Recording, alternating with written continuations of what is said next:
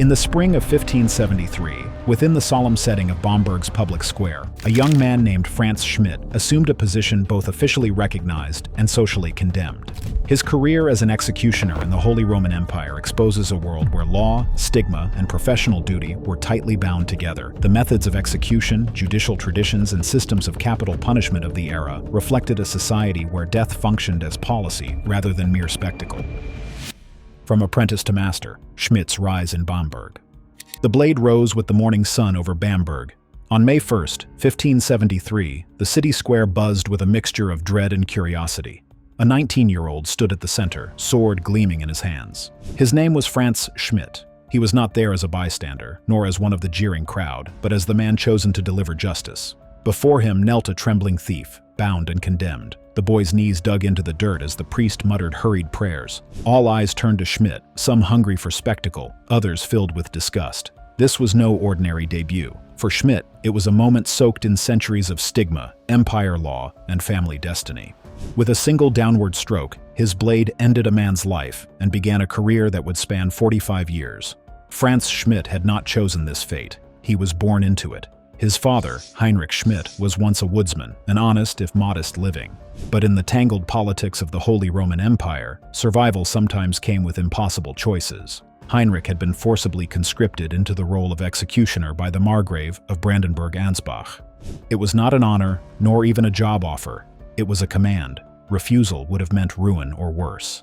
That single twist of fate marked the Schmidt family forever. From then on, the name Schmidt carried an invisible scarlet letter. Executioners were paradoxical figures, essential to upholding order, yet despised as pariahs.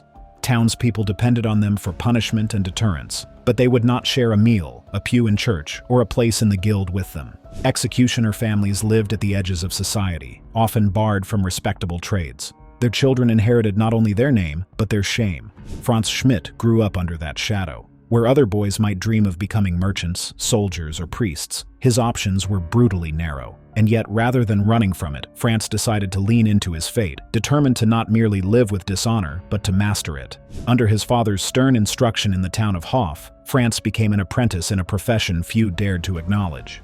His curriculum was unlike any other. He learned the art of strangulation, delicate in its own horrifying way. He studied sword beheading, which demanded not just strength but precision, for a botched stroke invited humiliation and public anger. He practiced the rituals of public humiliation punishments, branding, flogging, the stocks, using animals like dogs for practice. Execution, he discovered, was not just brute force. It was choreography. Every motion had to be efficient, every strike clean, every punishment carried out with a strange mix of theater and bureaucracy. The people might shun him in the marketplace, but when he stood on the scaffold, he was the empire's hand of justice. Still, the weight of it was immense. Each lesson reinforced the grim truth. His family's exile was permanent.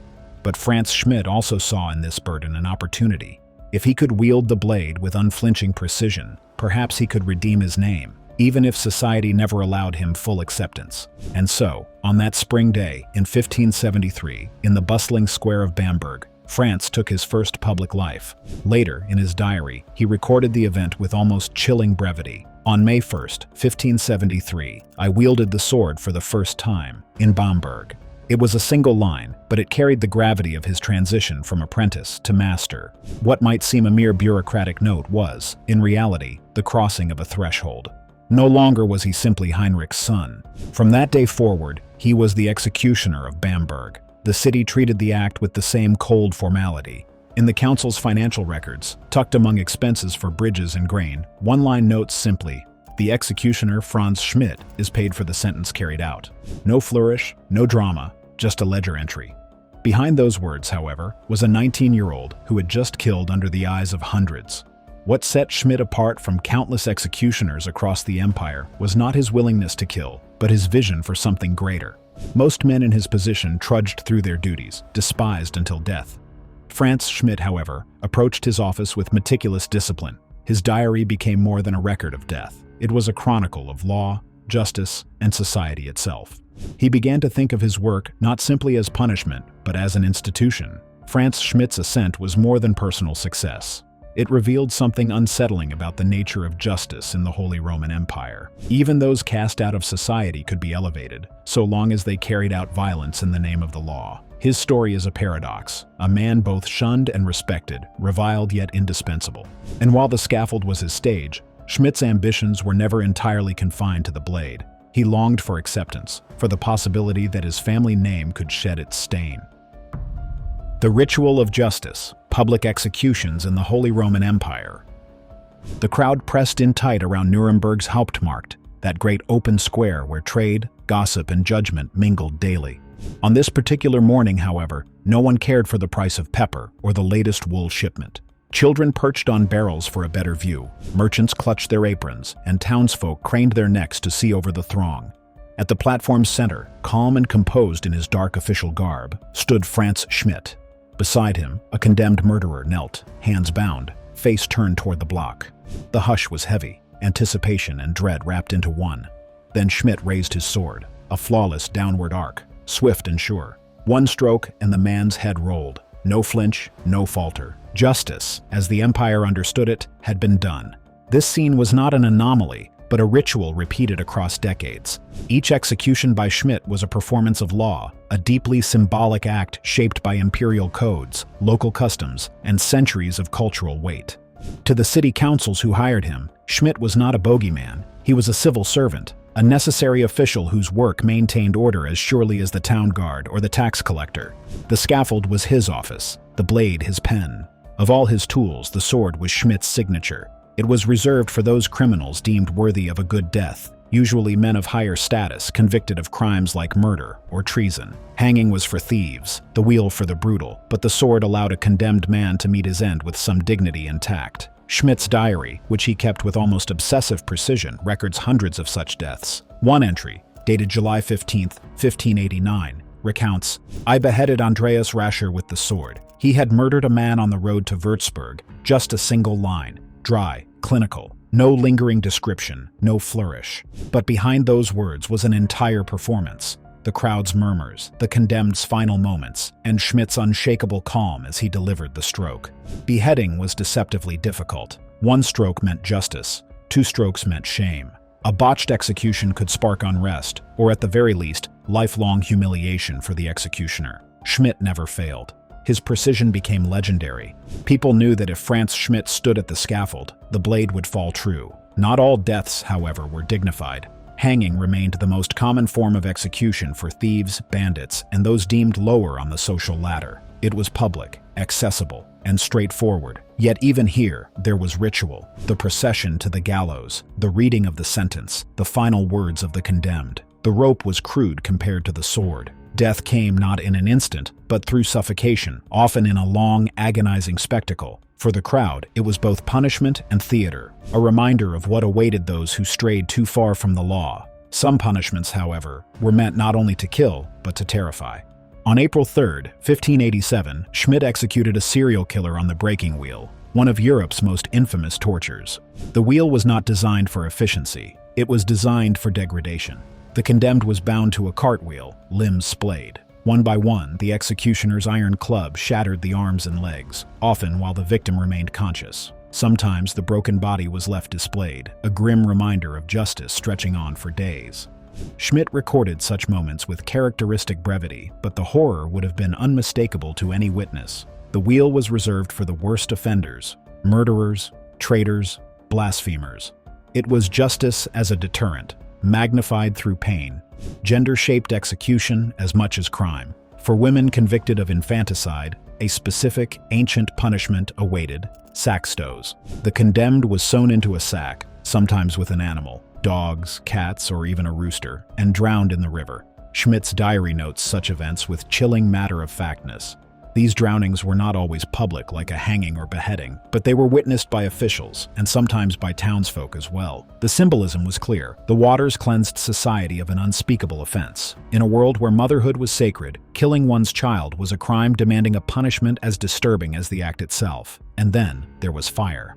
Burning alive was among the rarest punishments Schmidt performed, but its symbolism was perhaps the strongest. reserved for poisoners, heretics, and witches. Fire was not only execution, but purification. The condemned body was consumed in flames as the crowd stood witness, silent and awestruck. Unlike the sword, the flame was not merciful. It was slow, drawn out, devastating. Yet in the logic of the empire, this was the point. Society needed not only to kill the offender, but to erase the stain of their crime through fire. It was less about the individual's end, and more about collective cleansing. Despite the brutality, Schmidt's work was not sadism. There was no revelry, no personal vengeance. His actions were solemn, deliberate, and always under the strict authority of the law. Executions were public because they were meant to be understood. A man shattered on the wheel was not just a criminal punished, he was a message. A thief swinging from the gallows was a warning. A clean sword stroke was reassurance that justice, though grim, was orderly and precise. In this way, executions were statecraft. They were the empire's way of asserting control, making justice visible, and binding communities through shared witness of crime and punishment. The scaffold was a stage, the crowd its audience, and Schmidt the actor, who could never break character. His reputation spread beyond Nuremberg, and his services were sought throughout Franconia. For all that society shunned his family, on the scaffold he was indispensable. The people might spit at him in the street, but when justice called, they wanted Frantz Schmidt on the job. His blade was steady, his records meticulous, his sense of duty unshakable. It is easy, centuries later, to see only cruelty in these punishments, and cruelty was certainly there. Frantz Schmidt was no mere killer. He was the instrument through which society enacted its values, fears, and authority. He was as much a part of civic life as the counselors who paid him or the priests who prayed over the condemned. And yet, here lies the paradox. After decades of blood and ritual, Schmidt's story takes a shocking turn. The man who shattered bodies and wielded the sword with perfection would, in the twilight of his career, transform into something few could have imagined. Not a bringer of death, but a healer. From blood to honor, the unlikely legacy of the executioner. The stone at St. Rochus Cemetery in Nuremberg bears no stigma, no grim reminder of the scaffold, no whispered shame. Instead, its inscription is startlingly gentle. Frantz Schmidt, vengeance's hand, healer's heart, honored in death as in life. For nearly half a century, Schmidt's sword ended lives under the public eye. Yet in his final years, that same man turned from death to life, exchanging the executioner's block for a healer's stool. His story is one of the strangest paradoxes of medieval Europe. A man born into dishonor, feared as a pariah, and remembered somehow as honorable. In 1617, Schmidt carried out his final execution, his 394th in total. The act was performed with the same flawless precision that had defined his career, but when it was over, he laid down the sword for good. Most executioners faded into obscurity once their working days ended, retreating to the margins of society where they had always lived. Not Schmidt. He had a plan. Instead of vanishing into silence, he reinvented himself. Drawing on the anatomical knowledge he had amassed through decades of handling bodies, sometimes dissecting, sometimes merely observing, Schmidt began to practice medicine. He set bones, stitched wounds, mixed herbal remedies, and treated ailments for the very same townsfolk who once crossed the street to avoid him.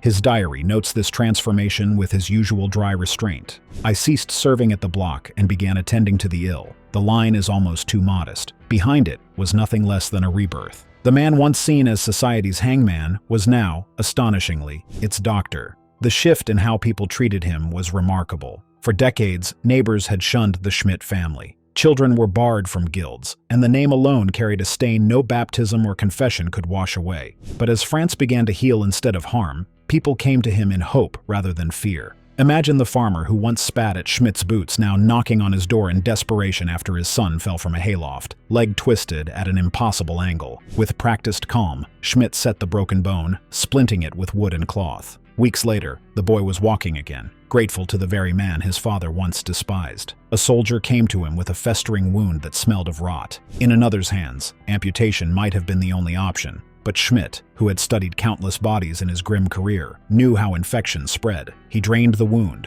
cleansed it with wine and herbs, and sent the soldier home alive, not maimed. There was even a child, burning with fever, brought to Schmidt's small practice. The family had resigned themselves to death, but Schmidt's remedies cooled the fever, saving a life no blade could have touched. These stories are not fantasies. They are the quiet human moments hinted at in his medical notes. Each patient he healed was a small redemption, another layer of distance from the gallows and scaffold. This transformation did not go unnoticed. In 1624, an extraordinary event occurred. Emperor Ferdinand II issued a decree declaring Frantz Schmidt, Ehrlich, honorable. This was no small thing.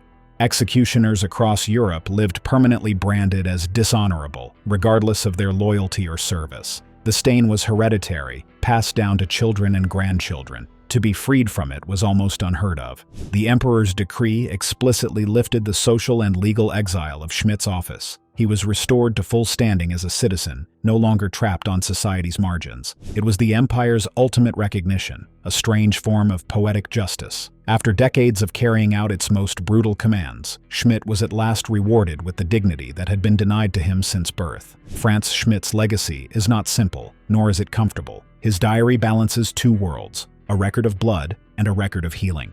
On one page, a clean sword stroke brings death. On another, a carefully applied bandage brings life. He lived at the boundary of violence and care, fear and respect, dishonor and honor. To understand just how unusual this was, one must remember what executioners represented in early modern Europe. They were not only the hand of justice, but the managers of everything deemed unclean or marginal. Executioners tended latrines, handled animal carcasses, enforced regulations on prostitutes and lepers, and were given the right to seize food or goods from markets as part of their pay, a custom known as droit de havage. Historians describe them as sovereigns of the underworld, patrolling society's edges, interacting with those who lived outside respectability. They were at once feared and necessary, despised and tolerated. For such a figure to not only escape dishonor but to be celebrated, that was extraordinary. Schmidt's last decade was marked not by gallows or swords, but by patience and remedies. He became, in his own quiet way, a respected member of Nuremberg society. His home, once a place of dread,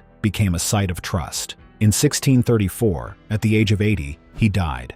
Not as the pariah child of an unwilling woodsman turned executioner, but as a respected citizen whose gravestone bore honor instead of shame. His resting place in St. Rochus Cemetery remains a testament to his paradoxical journey, from blood to honor, from exile to acceptance. What makes Schmidt's story so haunting is not just the brutality of his work or the rarity of his pardon, but the questions his life leaves us with. Can a man whose entire career was built on ending lives be remembered for saving them? Can society ever truly honor those it once cast out? Or is redemption always conditional, always tinged with the past? His gravestone offers one answer at least. The answer of a city that chose to remember him as more than his sword. But Schmidt's story was not the end of the executioner's tale. Others followed in his shadow, some clinging to dishonor, some carving out their own strange legacies. For centuries after him, the blade would remain sharp, the scaffold crowded, and the executioner both feared and needed.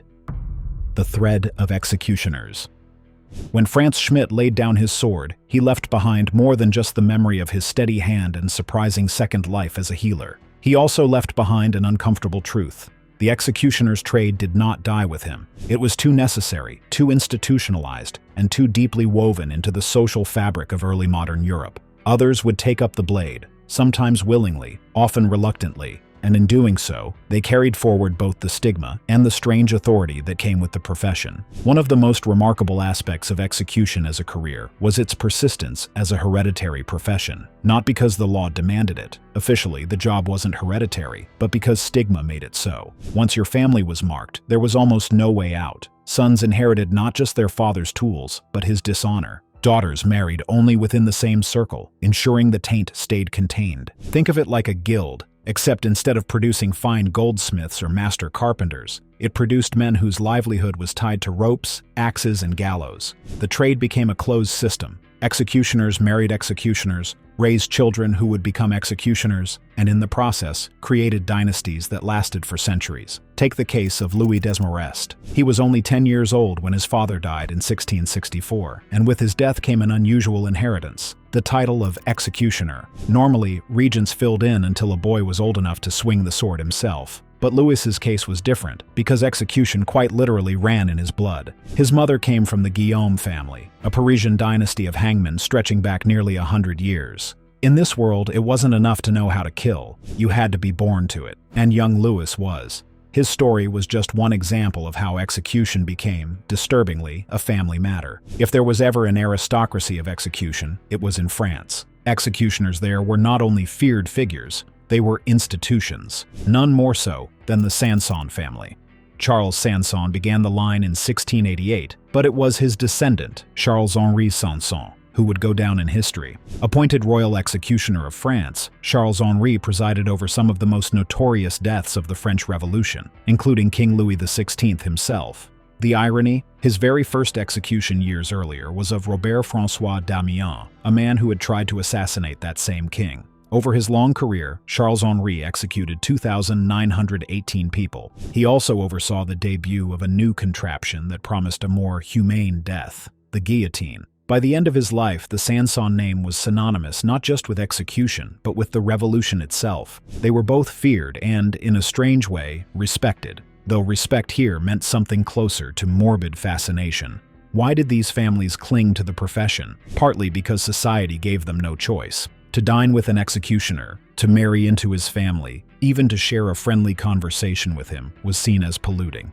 Historian Paul Friedland describes them as extraordinary beings, whose very touch was profane. People whispered horror stories of unsuspecting men falling in love with executioners' daughters, only to discover the shameful lineage after it was too late. So, families closed ranks. Sons took their father's place. Daughters married into other executioner dynasties. Last names like Sanson, Guillaume, or Desmarest appeared in city records generation after generation, a living reminder of how society both needed and despised them. Some even became wealthy. Jean Guillaume, patriarch of the Paris dynasty, died with enough fortune to afford an elaborate funeral with 30 priests presiding. For a man officially considered dishonorable, that was no small irony. His family line became so infamous that the French coined a darkly comic phrase, Jean Guillaumer, which meant to hang. Despite the bloody reputation, executioners weren't killing people day in, day out. Their title, Maître de hautes et basses œuvres, which means master of high and low works, says it all.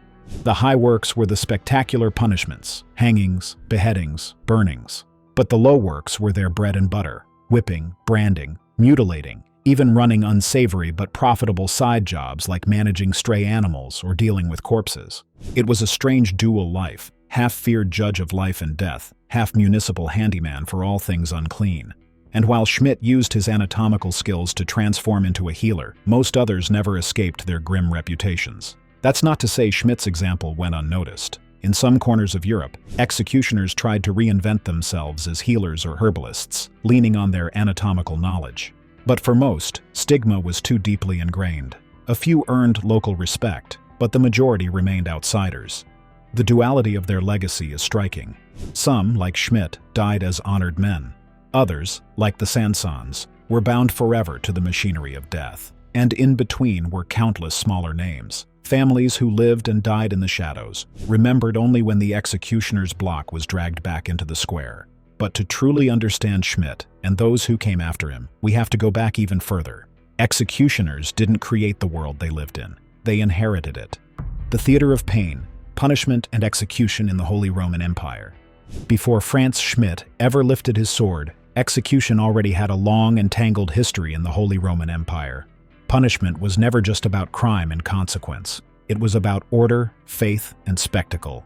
To understand Schmidt's world, we need to rewind several centuries and see how Roman discipline, Germanic custom, and medieval law fused into a system where justice was meant to be seen as much as it was meant to be served. Rome had set the tone centuries earlier.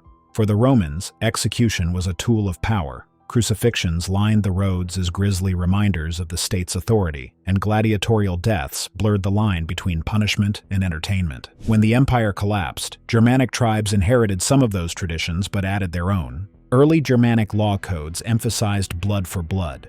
Murder was not just a crime against the state, but a rupture in the fabric of kinship that had to be repaired, often violently. By the Middle Ages, these two legacies merged.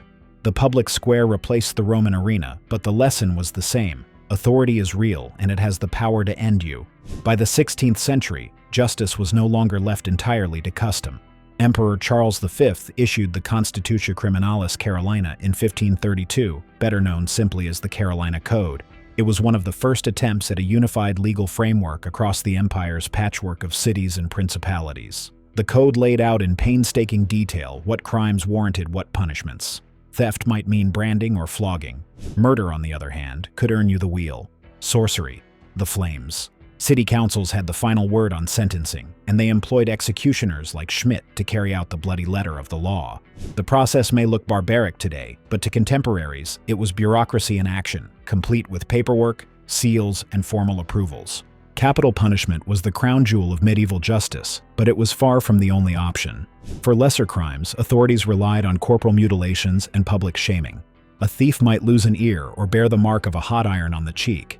A swindler could be whipped in the marketplace. His humiliation meant to sting as much as the lashes. Branding and flogging weren't just about inflicting pain, they were about broadcasting a message. The body became a billboard announcing the crime, a living warning to others. The logic was simple. If everyone saw the punishment, maybe fewer people would be tempted to step out of line. Of course, for the big crimes, murder, treason, blasphemy, the state demanded blood, and it had a repertoire to choose from. The sword, swift and relatively honorable. The rope, cheap and ignoble. The wheel, slow and excruciating. The stake, terrifying in both fire and symbolism. Each method was a kind of language. A beheading could suggest that even in death, the criminal retained a shred of dignity. The wheel, by contrast, promised obliteration, body and soul. In a way, the type of execution said as much about the society's values as it did about the criminal's offense. In the medieval mind, punishment wasn't only about earthly law, it was about salvation. Execution was seen as a chance for the condemned to purge their sins before meeting God. Priests often stood at the scaffold, urging final confessions and prayers. The flames of a pyre weren't just destruction, they were cleansing fire, burning away corruption so that the soul could theoretically face eternity purified. This religious framing was crucial. It made executions not just legal necessities, but moral rituals. The community didn't just watch a man die, they watched sin being rooted out, society being cleansed. At least that's how it was framed from the pulpit and the city council bench. But before anyone ever reached the scaffold, there was the matter of a trial. And in the Holy Roman Empire, trials were often messy affairs. Judges relied heavily on confessions, which meant torture became an official part of the judicial process. The rack, the thumbscrew, the strappado, these weren't just instruments of cruelty, but bureaucratic tools. After all, how could a verdict be trusted unless the accused admitted guilt with their own lips? Once a confession was secured, the council gave its approval, the sentence was announced, and the executioner was summoned.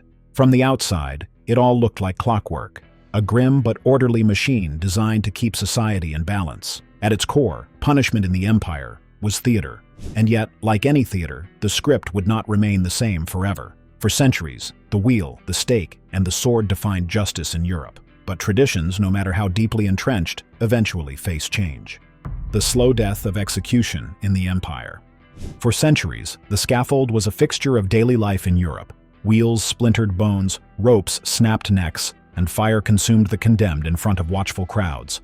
But the death penalty, as the Holy Roman Empire knew, it did not vanish in a single stroke. It unraveled slowly, pushed by philosophy, revolution, and eventually, bureaucracy. By the time the empire itself dissolved in 1806, the wheel and the stake were already fading into relics of another age. The breaking wheel, once the most feared punishment in the empire, was the first to go. Designed to prolong suffering, it turned execution into hours of agony. But as ideas of justice shifted, even rulers began to cringe at the spectacle.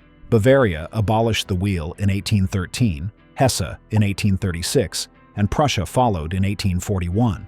What was once seen as divine justice now looked like barbarism. The wheel had broken countless bodies, yet in the end, it was the system itself that snapped. Other punishments, too, began to wither. Burning alive was phased out as rulers opted for methods they considered more civilized. Even exile, once used sparingly in the empire, returned as a preferred alternative. Banishment spared blood and allowed states to rid themselves of troublemakers without creating martyrs. Slowly, the arsenal of pain grew smaller. The real shock to the system came not from rulers, but from thinkers. The Enlightenment sliced through centuries of tradition with reason as its blade. Cesare Beccaria, an Italian philosopher, shook Europe with his 1764 treatise on crimes and punishments. In it, he argued that the death penalty was neither necessary nor effective, that society gained nothing from bloodshed but cruelty. Punishment, he claimed, should be about deterrence, not spectacle. Beccaria's words traveled far. German jurists and reformers began to question why a state that claimed to embody Christian mercy should rely on fire and iron clubs. The very foundation of the scaffold, that justice had to be visible, violent, and purifying, was being challenged. And once those ideas took hold, there was no turning back. Then came the French Revolution, a political earthquake that rattled every throne in Europe. Revolutionary France abolished torture, streamlined trials, and declared equality under the law. Out went the wheel. In came the guillotine, still bloody, but swift and uniform. It was a brutal democracy. Everyone, noble or common, lost their head the same way. Across the Rhine, German rulers took notes. Some resisted, fearing revolution would follow reform. Others cautiously adapted, phasing out the most archaic methods to keep pace with changing times. The old rituals of justice, confession wrung by torture, punishment displayed like theater, suddenly looked like relics in a world demanding liberty, equality, and fraternity. When Napoleon marched across Europe, he brought more than soldiers. He carried laws. The Code Civil, or Napoleonic Code, swept into the German lands he conquered. It eliminated torture and reshaped the legal system around rational, secular principles. In some territories, it even abolished the death penalty altogether. Though the Holy Roman Empire dissolved in 1806 under Francis II, Napoleon's reforms lived on. The patchwork of successor states absorbed these new legal frameworks, each adapting them in their own time. All slowly disappeared from the books. Beyond politics, culture itself was changing. By the 17th and 18th centuries, public executions began to feel less like moral lessons and more like unruly carnivals. Crowds jeered, pickpockets worked the throngs, and criminals sometimes became folk heroes on the scaffold. What had once been solemn rituals of justice turned into spectacles of chaos. Authorities noticed. Slowly, executions moved away from marketplaces into more controlled spaces, prisons, courtyards, eventually behind walls. Justice was no longer about showing the crowd God's wrath, but about demonstrating the state's quiet efficiency. By the 19th century, execution was being redefined not as theater, but as administration. The final executions in the German states were scattered across the 19th century. Some regions abolished capital punishment outright, others kept it in law but used it sparingly. Even when death sentences were carried out, they bore little resemblance to the bloody pageants of Schmidt's day. By the time Germany unified in 1871, the scaffold no longer symbolized divine justice or public purification. It was, at best, a bureaucratic formality. The Enlightenment had stripped away the ritual, the Revolution had leveled the playing field, and modern law had turned death from a spectacle into a silent act of state. Execution in the Holy Roman Empire didn't end with a bang, but with a long fade. The sword was sheathed, the wheel dismantled, the fires extinguished, one decree at a time. What remained was not the memory of screams in a marketplace, but a debate that still echoes today. Does society need the death penalty at all? Drop your thoughts in the comments. We'd love to hear from you. Thanks for watching. See you in our next video.